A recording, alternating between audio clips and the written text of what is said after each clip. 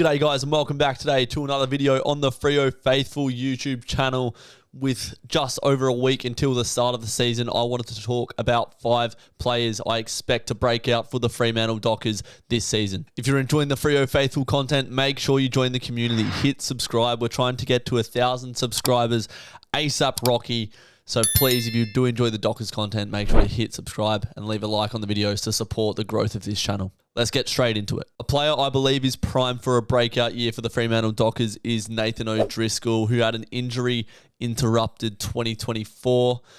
He had that great breakout year in 2022, but he hasn't really been able to string together consistent footy since. However, in the back end of last year, when he came in against GWS and Port Adelaide, he looked very sharp, very bright for us. He was sort of an outside mid wing type in 2022. But when he came in the back end of last year in 2024, he showed his ability to play around stoppages as an inside midfielder.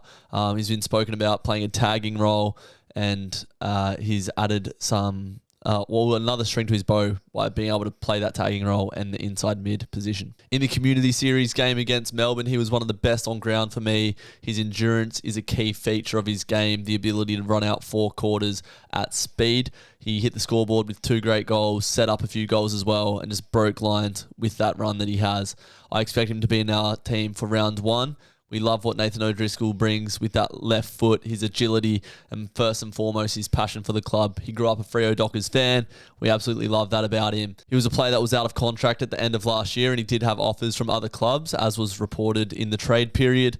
But he decided to stay. He signed on for another 2 years, so he has a lot to prove this year. And I think Nathan O'Driscoll will become an absolute star at the Dockers and a cult figure if he isn't already. The second player that I think is primed for a breakout year is Hayden Young. Now, you might think Hayden Young is already broken out. Absolutely he has. He's a Jet. But I think this year Hayden Young will take his game to an all-Australian level. At some point of last year for a 4-game span, I think it was around the round 12 mark when we were beating Sydney.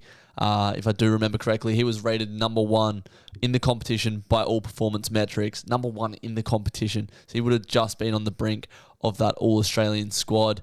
It was his first full season as a full on-ball midfielder, and what a difference he made. His ability to win the hard contested ball, but then also get on the outside and provide goal assists with that lethal left foot, as well as just darting out of the centre square and kicking goals from 50. It's what our midfield lacked at parts last year, but Hayden Young has shown his ability to compete with the best of them in the midfield. His game at Gather Round against Carlton, even though we lost, he pretty much played on Paddy Cripps all day and had his number.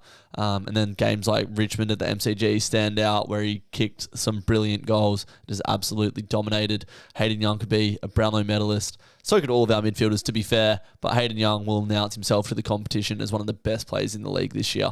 Watch this space. The third player I have breaking out for the Freo Dockers in 2025 is young Murphy Reid. This kid slid to us with our first pick in the draft, which I think was around 15, 16, 17, around that mark. In the lead up to the draft, young Murphy Reid was sort of considered a top 8 pick, but for some reason slid. When we picked him up, I didn't really know how to feel about it because we've obviously got such a stacked midfield, but from what we've seen already, he's probably just on the brink of the best 23.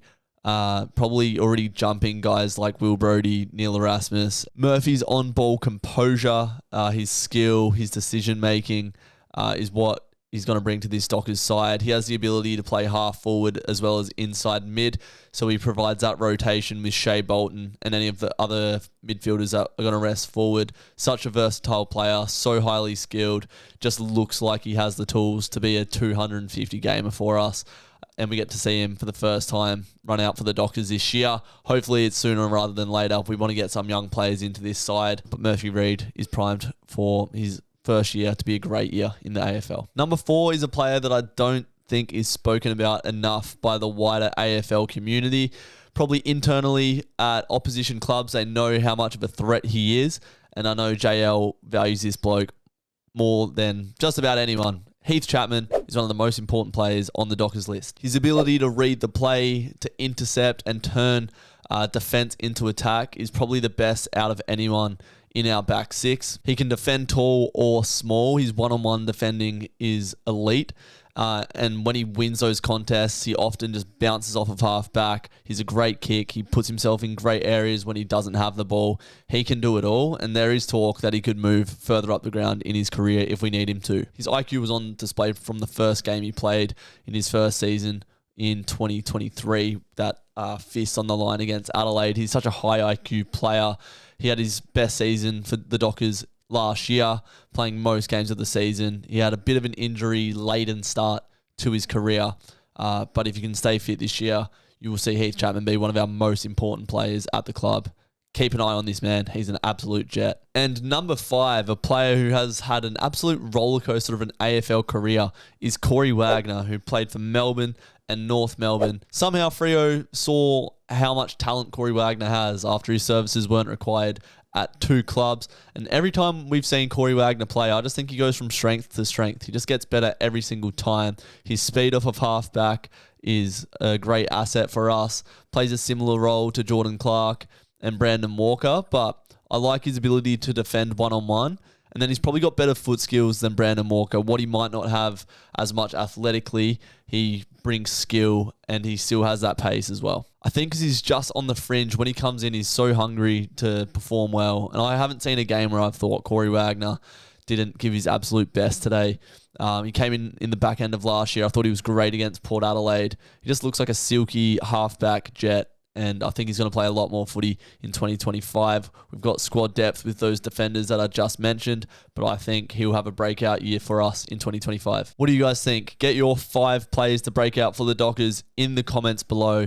You could have had someone like a Josh Tracy in there who sort of had a breakout year last year, but he's going to absolutely explode this year, you'd think. Have your say in the comments. Leave a like on the video and subscribe to join the Freo Faithful community. Follow us up on Instagram at freo.faithful, and we'll see you in the next one.